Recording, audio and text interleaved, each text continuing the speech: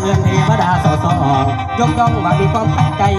ดินฟ้าจนสะท้านสะเทือนภูเขาบ้านเฮียงจนเอ็นจนตันพี่น้องมาฟังลำคือกันพี่น้องมาฟังลำคือกันทานไปทุกวันให้มีใจใส่นวลสมควรสิทานหลายหรือน้อยสมควรสิทานหลายหรือน้อยทั้งเล็กทั้งน้อยก็ให้มีความเสือทั้งพริกทั้งเจียให้ใจประจันประดังแก้วดังแก้วประดังแก้วดังแก้วดังแก้วประดังแก้วดังแก้วเพื่อทานแล้วสิ่งของสูญการทำบุญก็ต้องมีความเสือทำบุญก็ต้องมีความเสือที่ว่าเป็นคือเกลือละลายน้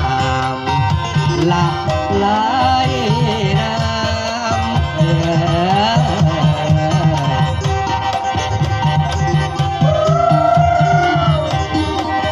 เอาเงาเต้นดนตรีวันนี้เงาแต่แค่เรียบร้อยแล้วไปเป็นสติปไปเฮ้ามานี่มาเด้อทีมงานฟอนทีมงานย้อนทีมงานแอน